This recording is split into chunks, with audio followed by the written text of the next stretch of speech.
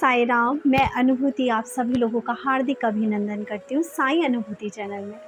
और अनुभवों की श्रृंखला से एक बार फिर से बहुत प्यारा और अनोखा सा अनुभव, या ये कह लीजिए कि अपनी आप बीती मैं आप लोगों तक पहुंचाने के लिए एक बार फिर से आप सभी लोगों के समक्ष उपस्थित हुई। लेकिन उससे पहले चलिए मेरे मोहिनी बाबा के दर्शन कीजिए और बाबा का जयकारा लगाते हैं। अनंत कोटि ब्रह्मांड नायक राजाधिराज योगी राज परम ब्रह्म श्री सच्चिदानंद सद्गुरु साईनाथ महाराज की जय। ओम साई राम। साथियों, आज मैं आपको बताने जा रही हूँ कि मेरे घर में बाबा की प्राण प्रतिष्ठा 2 बार क्यों हुई। ये बहुत से लोगों के मन में संशय है कि आखिर अनुभूति के यहाँ पर बाबा की 2 बार प्राण प्रतिष्ठा क्यों हुई। तो चलिए बताती हूँ इसके पीछे का राज। जैसे कि आप सभी लोगों को पता है कि जब मैं शिरडी गई थी तो मुझे कौन मिला था? मुझे मिले थे प्रमोद मेड़ी जी। प्रमोद मेड़ी जी एक ऐसे संत जिन्होंने बाबा की 27 साल पूजा सेवा अर्चना की है, चारों आरतियाँ गाई हैं बाबा की, बाबा को स्नान कराया है। या ये कह लीजिए कि एक ऐसे संत से जो बाबा के अंग संग थे।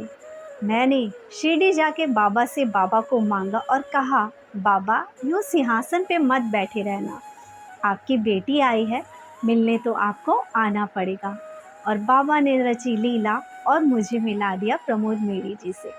जब मैं प्रमोद मेड़ी जी से मिली, उस शॉप में हमने बाबा का स्वरूप लिया था। ये जो स्वरूप यहाँ पे स्थापित है, जी हाँ, ये स्वरूप जिस शॉप से हमने ख़रीदा था वहीं पे हमें प्रमोद मेड़ी जी मिले थे। हाँ, मैं ये कहूँगी कि शायद ये मेरी किस्मत थी कि इतने बड़े संत, जिस संत ने 27 साल बाबा को अपने हाथों से नहलाया, वो मेरे बाबा का मंगल स्नान करने, मेरे बाबा की मूर्ति की स्थापना करने हमारे यहाँ आने के लिए तैयार हुए।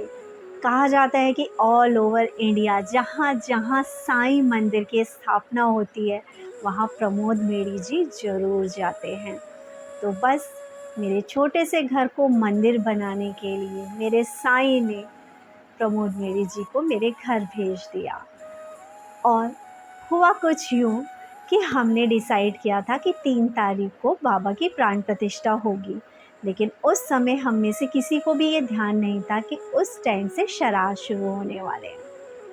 और जब हम घर आए, बाद में हमें याद आया कि अरे श्राद्ध शुरू होने वाले हैं। जब मेरे घर के बड़ों ने ये कहा कि श्राद्ध होने वाला है तो आप कैसे अभी ये स्थापना कर सकते, क्योंकि कोई भी शुभ काम श्राद्धों में नहीं किया जाता, क्योंकि जब प्राण प्रतिष्ठा होती है हवन पूजा यज्ञ भी होता है तो ये पॉसिबल नहीं है। लेकिन अब मैं इस संशय में फंस गई कि प्रमोद मेड़ी जी ने तो 3 तारीख को कहा है और मैं पहले कैसे करा लूँ। लेकिन फिर भी मेरे घर वालों के कहने से मैंने जो बाबा की प्राण प्रतिष्ठा थी वो, या बाबा ने अपनी प्राण प्रतिष्ठा 24 तारीख को करवाई। 24 तारीख को नॉर्मली जैसे पंडित करते हैं उस तरह से मेरे बाबा की प्राण प्रतिष्ठा हुई, यज्ञ हुआ और बाबा को स्थापित किया गया। लेकिन मेरे मन में कहीं ना कहीं संशय पल रहा था। मुझे बहुत अजीब सा फील हो रहा था कि मेरे बाबा की प्राण प्रतिष्ठा तो मेरी जी ने करनी है और अभी तक मैंने उन्हें ये इन्फॉर्म भी नहीं करा कि बाबा की प्राण प्रतिष्ठा यज्ञ हमने करवा लिया है अपने घर के बड़ों के कहने से। और मैं बस बाबा से यही कहती रही कि बाबा मुझे अच्छा नहीं लग रहा, मुझे ऐसा लग रहा है कि मैंने कुछ गलत किया है।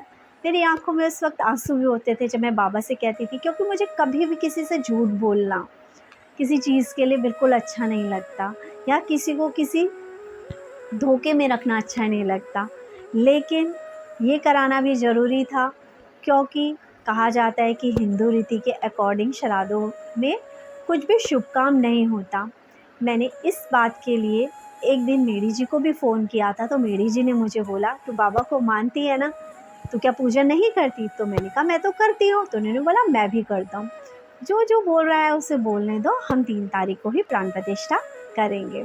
और मैं तो एग्री थी कि 3 तारीख को होगी, लेकिन फिर भी हमें सबके खुशी का ध्यान रखना था, इसलिए 24 को भी प्राण प्रतिष्ठा हुई और 3 तारीख के लिए मैंने एक दिन बाबा से कहा, जब प्राण प्रतिष्ठा हो गई 24 तारीख की, कि बाबा प्लीज़ मेरी जी से कहो ना मुझे कॉल करे। मेरी हिम्मत नहीं हो रही उन्हें कॉल करने की, क्योंकि मुझे थोड़ा-सा डर लग रहा है कि मैं उन्हें कैसे कहूँगी कि प्राण प्रतिष्ठा 24 तारीख को यज्ञ वगैरह कराकर हो गई है। तो मैं बाबा से बस यही प्रे कर रही थी, और मेरी जी का मेरे पास खुद कॉल आया और उन्होंने मुझे बोला, अनुभूति कैसी है? तब मैंने उनको सबसे पहले ये कहा कि मुझे आपसे कुछ कहना है, मैं बाबा से यही मांग रही थी कि आप मुझे खुद से फ़ोन करें। तो उन्होंने बोला कि बोल अनुभूति, क्या बात है? तो मैंने बोला कि मेरी जी, हमने जो है 24 तारीख को हवन वगैरह करा के बाबा की प्राण प्रतिष्ठा करा ली है। मुझे डर लग रहा है और मुझे अच्छा नहीं लग रहा है कि आपने 3 तारीख को करनी है और हमें ये कराना पड़ गया लोगों के कहने से। तो उन्होंने मुझे बोला कि कोई बात नहीं, मैं 3 तारीख को आ रहा हूँ ना, मैं करूँगा। क्योंकि मैंने उनको कहा कि मैं अपने बाबा की प्राण प्रतिष्ठा तब तक अधूरी मानती हूँ जब तक आप आके मेरे बाबा का मंगल स्नान ना करा दे, आप मेरे बाबा की प्राण प्रतिष्ठा ना करा दें। तो बस जो ये संशय वाली बात थी, ये डर था, ये भय था। मेरी जी, अगर मैं कहूँ तो वाक़ई दिल के बहुत अच्छे इंसान हैं। वो ज़्यादा इधर-उधर की बातें नहीं करते। मैं सच कहूँ, जहाँ तक मैंने उन्हें समझा और जहाँ तक मैंने उन्हें जाना, वो बहुत ही सीधे और सज्जन इंसान हैं। बहुत प्योर हार्टेड है। जैसे बाबा हुआ करते थे ना, कि उनके लिए अमीर और गरीब में शायद कोई भेद नहीं है, बिल्कुल वो भी वैसे ही हैं। वो नहीं है ऐसे कि कोई करोड़पति उनके पास बैठा है तो शायद उसको ज़्यादा प्रेफ़रेंस दे, और अगर कोई गरीब बैठा है तो उसको प्रेफ़रेंस ना दे। ये सब कुछ मैं इसलिए कह रही हूँ कि ये सब कुछ मेरे साथ हुआ है। उन्होंने मुझको भी बहुत प्रेशियस बनाया। 2 तारीख को मेरी जी का फ़ंक्शन था विकासपुरी में साईं संध्या का, और उसके बाद 3 तारीख को हमारे यहाँ पर प्राण प्रतिष्ठा होनी थी।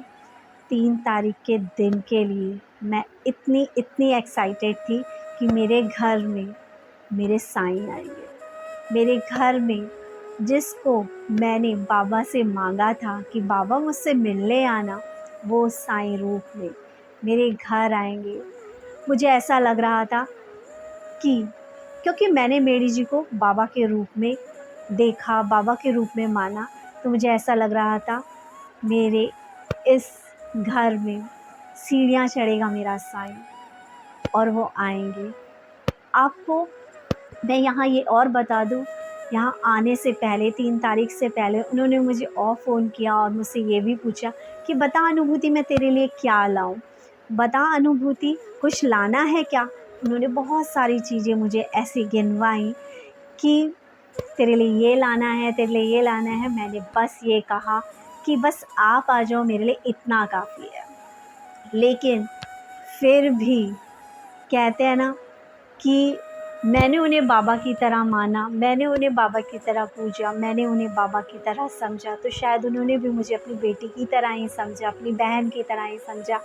और वो जब मेरे घर आए तो बिल्कुल ऐसा नहीं था कि कोई एक पंडित घर आ रहा है, ऐसा नहीं था कि कोई एक संत घर में आ रहा है, ऐसा लग रहा था मेरे साईं, जिन्हें मैं अपने पापा कहती हूँ, वो मेरे घर आ रहे हैं और वो मेरे लिए गिफ्ट लेकर आए। बताइए कौन सा पंडित या कौन सा संत आपके घर में गिफ्ट लेकर आता है? सिर्फ शायद हमारे साईं बाबा, जो हमेशा हम बच्चों को गिफ्ट देते ही रहते हैं। वो मेरे घर में मिठाई का डब्बा, लड्डू का डिब्बा और गिफ्ट के रूप में वो ये शंख लेकर आए। आप लोगों को दिख रहा होगा। ये मुझे मेरी जी ने दिया। मैं बहुत अपने आप को प्रेशियस मानती हूँ कि एक इतना बड़ा सन जिसे मैं कुछ टाइम पहले जानती भी नहीं थी, वो मेरे लिए गिफ्ट लेकर आए। वो मेरे घर में ऐसे आए जैसे कि मेरा कोई अपना आ रहा हो। वो सिर्फ यहाँ पे प्राण प्रतिष्ठा नहीं, शायद एक रिश्ते के तहत आए थे। जैसा मेरा मेरे साईं से है, वैसा ही मेरा प्रमोद मेरी जी से है।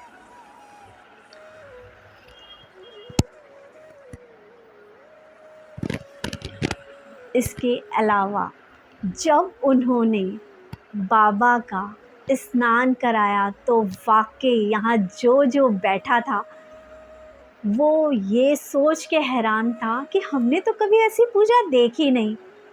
हमारे यहाँ भी जब 24 तारीख को पूजा हुई थी तो गणेश जी की जो सबसे पहले करते हैं पूजा, वैसी हुई थी, लेकिन जिस तरह का आह्वान गणपति को बुलाने के लिए मेरी जी ने करा, वैसा शायद हम लोगों में से किसी ने कभी नहीं देखा था। और इतना अच्छा आह्वान उन्होंने करा कि सच में गणपति जी आकर विराजमान हो जाए। उन्होंने घंटे की पूजा करी, जो हम घंटी बजाते हैं, और हर चीज़ का महत्व बताया कि घंटी की पूजा क्यों की गई, गणेश जी की पूजा क्यों की गई। और इसके अलावा शंख की पूजा, इवन शंख के बारे में भी उन्होंने बताया कि शंख एक राक्षस था, इसका आह्वान क्यों किया जाता है, इसकी पूजा क्यों की जाती है, घंटी की पूजा क्यों की जाती है, ये सब बताया। इसके अलावा उन्होंने ये भी हमें बताया कि पूजा जब शुरू होती है तो उससे पहले जो हमारे चारों तरफ वातावरण में अगर पॉजिटिव पावर्स हैं, यानी कि हमारे पास सकारात्मक शक्तियां हैं, देवी देवता हैं, तो भूत प्रेत भी होते हैं, यक्ष यक्षिणी भी होते हैं, तो हमें उन्हें पहले उनके हिस्से का उन्हें भी शांत करना चाहिए। उन्होंने 10 दिशाओं में अक्षत डलवाए और कहा कि अब जो ये एटमॉस्फेयर है, अब जो ये प्रीमाइसेस है, बिल्कुल प्योर और शुद्ध हो चुका है।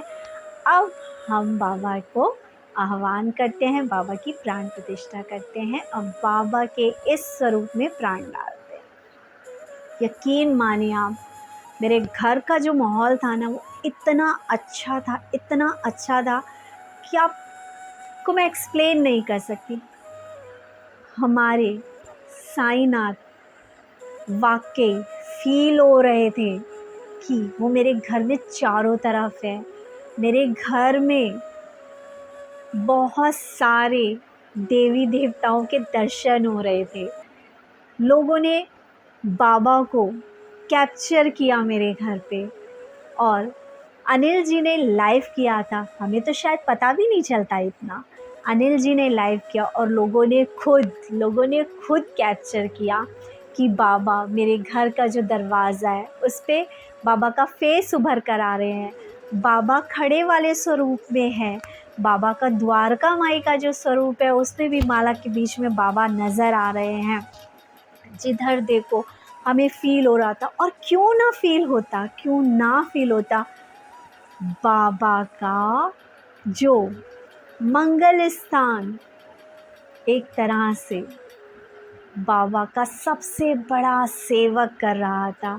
यानी मेरे लिए तो साईं रूप में ही वो बाबा का प्राण प्रतिष्ठा कर रहे थे। और जब बाबा ही अपनी पूजा खुद करवा रहे थे तो कैसे ना होता। मेरे साईं, जैसे कि आप सब जानते हैं, खुश शिरडी से आए मेरे घर को अपना घर बनाने। आज मैं इसे मेरा घर नहीं कहती, आज मैं कहती हूँ ये साईं का घर है। बाबा ने खुद अपनी प्राण प्रतिष्ठा के लिए मेरी जी को चुना। बाबा ने मेरे इस छोटे से घर को, आज से कुछ टाइम पहले जिसे पता भी नहीं था कि उसका घर मंदिर बन जाएगा, बाबा ने मेरे घर को आके मंदिर बना दिया। ऐसे है हमारे साईं, जिसे चुनते हैं ना उसे माला माल कर देते हैं। मैं अपने बाबा की बहुत आभारी हूँ कि बाबा ने मुझे चुना। बस मैं बाबा से यही कहती हूँ कि बाबा आपके चरणों की धूल बना के रख लेना। बाबा अपना साथ हमेशा देना। मेरी जी ने जहाँ बाबा की मूर्ति की स्थापना करी, वहीं मेरी जी ने इतने प्यारे प्यारे अनुभव भी बताए बाबा से जुड़े। मतलब घर का जो माहौल था इतना प्योर हो गया, इतना प्योर हो गया कि शायद मंदिर जैसी वाइब्रेशन थी। मेरे घर उस वक्त ऐसा लग रहा था जैसे शिरडी है, शिरडी जैसा अनुभव हो रहा था। मेरी जी ने बाबा की वो आरतियाँ गाई और वैसे आरतियाँ गाई जैसे शिरडी में होती है। बस ये समझ लो कि वो सॉन्ग था ना जिसे मैं गाती थी, चले आओ चले आओ चले आओ साईं जी, मेरे घर को भी शिरडी बनाओ साईं जी। बाबा ने मेरे घर को शिरडी बना दिया। मेरी जी की आवाज़ गूंज रही थी मेरे घर में, आरती गूंज रही थी मेरे घर में, और वाकई बहुत अच्छा लग रहा था। इतना अच्छा लग रहा था कि मैं सच बता रही हूँ, मुझे मेरा घर मेरे साईं की स्थापना के बाद से तो और भी सुंदर लगने लगा। इतनी पॉजिटिव वाइब्रेशंस मेरे घर में। बाबा हमेशा से मेरे पास थे, मेरे अंग संग थे, लेकिन आज आप सभी लोग देखते भी हैं, कैप्चर भी करते हैं बाबा को कितनी जगह द्वारका माई वाले स्वरूप में, और बाबा के वस्त्रों पे, बाबा के इस टेबल पे बिछे कपड़े पे आप लोग कैप्चर करते हैं बाबा को, और आप लोग ही मुझे सर्कल करके भेजते हैं, क्योंकि मुझे तो नहीं दिखता। लेकिन मैं बहुत बहुत दिल से आभारी हूँ मेरी जी की कि उन्होंने मेरे घर को आकर मंदिर बना दिया। मैं आभारी हूँ अनिल जी की, मैं आभारी हूँ शैली जी की, मैं आभारी हूँ अनिल भैया की वाइफ की, और हर उस शख्स की जो उस दिन मेरे घर आया था, क्योंकि उस दिन उस पल मेरे घर में सिर्फ वही बंदे थे जो बाबा को दिल जान से चाहते हैं, जो बाबा के लिए पागल हैं। शायद हम सब वही थे, और हम सब की वाइब्रेशन से ये घर का जो माहौल था वो इतना अच्छा था कि आप समझ भी नहीं सकते। और बस जिन लोगों ने लाइव देखा वो खुद समझेंगे। मेरी जी ने बहुत प्यारे प्यारे सॉन्ग्स भी हमें सुनाए। मतलब मैं ये कहूँगी कि सिर्फ फॉर्मेलिटी के लिए नहीं, दिल से पूजा करते हैं वो।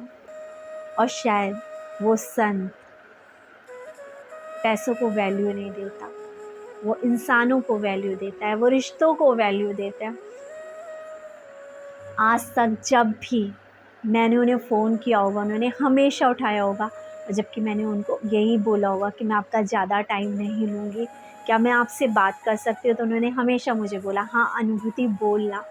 कभी मुझे ऐसा फ़ील नहीं हुआ कि वो मुझसे इरिटेट होकर बात कर रहे हो, या होता है ना कि कभी कभी हम अचानक से किसी मिल जाते हैं और हम उससे उस पल तो बात कर लेते हैं, लेकिन बाद में जब उसका फ़ोन आता है बार बार, तो हम इरिटेट होते हैं कि यार कौन सी मुसीबत गले पड़ गई। लेकिन सच मेरी जी ऐसे नहीं है, वो सबको बहुत प्यार देना जानते हैं, और वाकई वो बिल्कुल साईं को रिफ्लेक्ट करते हैं। वो उतने ही सरल स्वभाव के हैं जैसे हमारे साईं थे, वरना इतना बड़ा संत मेरे छोटे से घर में कैसे आता। हमने देखा है, और संतों को भी, पंडितों को इतने घमंड में होते हैं, इतने घमंड में होते हैं कि नेक्स्ट टाइम आप ये सोचते हो कि वो आए ना। लेकिन मैं ये कहती हूँ कि प्रमोद मेरी जी जिसके घर में आकर एक बार पूजा कर देना, वो इंसान शायद प्रमोद मेरी जी के अलावा किसी को कभी ना बुलाए, किसी को कभी ना बुलाए। सिर्फ उसे पंडितों के नाम पे, संत के नाम पे सिर्फ एक संत याद आए, प्रमोद मेरी जी। वाकई उनकी पूजा का तरीका, उनको बाबा को प्यार करने का तरीका, उनको बाबा को बुलाने का तरीका बहुत ख़ास है, बहुत ख़ास है कि साईं को मजबूर होकर शायद आना ही पड़ता होगा, इतना प्यार करते हैं। मैंने उनसे एक क्वेश्चन पूछा, आपने इतने साल बाबा को नहलाया, धुलाया, खिलाया, पिलाया, क्या कभी ये एहसास हुआ कि आप किसी मूर्ति की जगह किसी इंसान को टच कर रहे हो। कभी ऐसी फीलिंग हुई?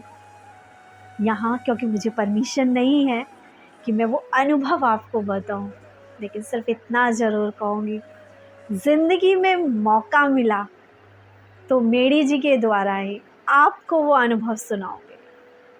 और जब आप सुनेंगे उस अनुभव को तो आप भी कहेंगे कि वाकई शिरडी में बैठा वो स्वरूप, वो मूर्ति नहीं है, वो वाकई साक्षात बाबा बैठे हैं, वो जीवित हैं, जैसे कि उनके 11 वचनों में लिखा है, मुझे सदा जीवित ही जानो, अनुभव करो सत्य पहचानो, मेरी शरण आ खाली जाए, हो तो कोई मुझे बतलाए। हम लोग जो बाबा के डिवोटीज़ हैं, उन लोगों ने भी कितनी बार अनुभव किया है कि बाबा साक्षात बैठे हैं, बाबा ने अपनी पलकें झपकाई हैं, बाबा ने मुस्कुराया है। सच में मेरी जी ने मेरे साईं में प्राण फूके, प्राण डाले। और रियलिटी में ये सब आप लोगों को जो लाइव में जुड़ते हैं, जो देखते हैं, जो आरती पूजा या वीडियोस देखते हैं, उन्हें पता है कि मेरे घर में मेरे साईं साक्षात विराजमान है।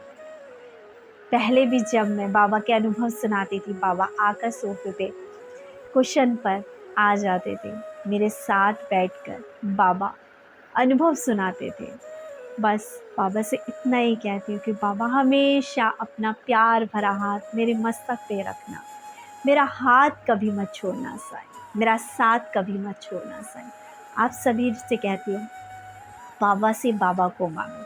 जिस दिन बाबा से बाबा को मांगोगे ना, उस दिन अंदर से जो खुशी होगी शायद समझ भी नहीं पाओगे। अचानक से बैठे बैठे बाबा को देखकर हंसने लग जाओगे, बाबा से बातें करने लग जाओगे, दुख में भी सुख का आनंद होने लग जाएगा। और आपको एक चीज़ और बताती हूँ, मेरे बाबा का आह्वान हुआ, मेरे बाबा की प्राण प्रतिष्ठा हुई, और सच में मेरी जी के साथ ना ऐसा बिल्कुल भी नहीं लग रहा था कि वो कोई अनजान व्यक्ति है।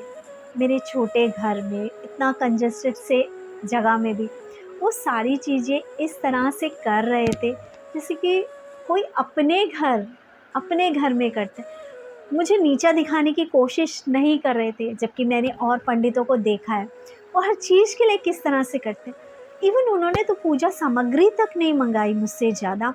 उन्होंने मुझसे सिर्फ ये कहा, अनुभूति ज़्यादा कुछ नहीं करना है, बस बाबा का स्नान ही तो कराना है, दूध दही घर के जो सामान है उससे ही हो जाएगा, कुछ नहीं लाना बाहर का। और सच में मेरी पहली पूजा और इस पूजा के सामान में ज़मीन और आसमान का अंतर था। ऐसा लग रहा था कि मेरा साईं खुद ही आया, खुद ही सामान लाया, खुद ही पूजा करवा ली, खुद ही प्राण प्रतिष्ठा करवा ली। मैंने तो जब से बाबा का स्वरूप आया है ना, तब से मैंने अपने बाबा के लिए कुछ नहीं खरीदा। आज जो ये आप ये वस्त्र देख रहे हैं, वो वस्त्र मैंने अपने आप बनाए हैं, वो वस्त्र सिर्फ मैंने पहनाए हैं बाबा को अपने पैसे से। अदरवाइज़ बाबा सब कुछ खुद लाए। इवन उस दिन मुझे मेरी जी ने यही बोला था, कुछ नहीं लाना है, दूध दही शहद गंगा जल, और बस द्वारका माई के लिए बड़ी माला, बाबा के लिए छोटी माला, और धूप दीप तो ये घर में होता ही है, इसके अलावा तू टेंशन मत ले, मैं लाऊंगा ना। कौन कहता है ऐसा? सिर्फ अपना इंसान कह सकता है ऐसा, अपना बाप कह सकता है ऐसा, अपना भाई कह सकता है ऐसा, जैसा उन्होंने किया।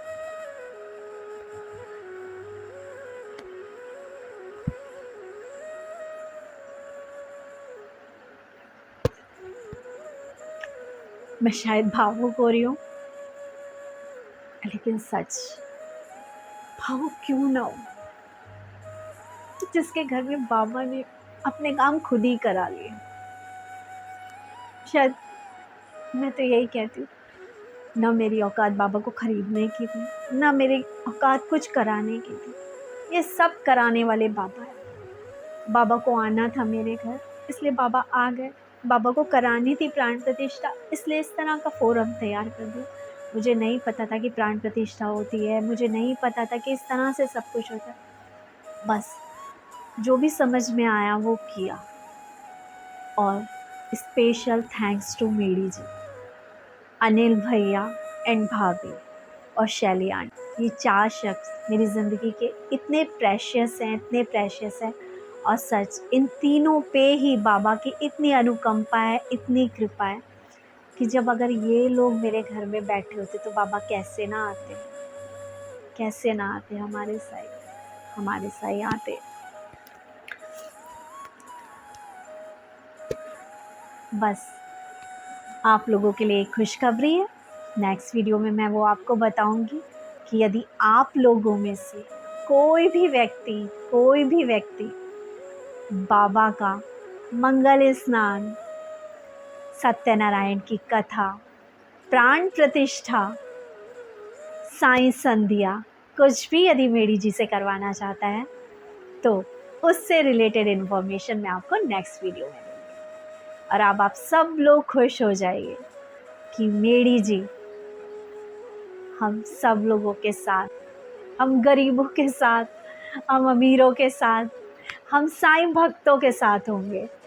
और जिसकी इच्छा होगी मेरी जी को अपने घर बुलाने की, अपने बाबा की प्राण प्रतिष्ठा कराने की, मंगल स्नान कराने की, साईं संध्या कराने की, सत्यनारायण कथा कराने की, तो मेरी जी हमारा सहयोग देंगे उस चीज़ में। इसी के साथ चैनल को ज़्यादा से ज़्यादा शेयर करें, लाइक करें, सब्सक्राइब करें। ओम साई राम।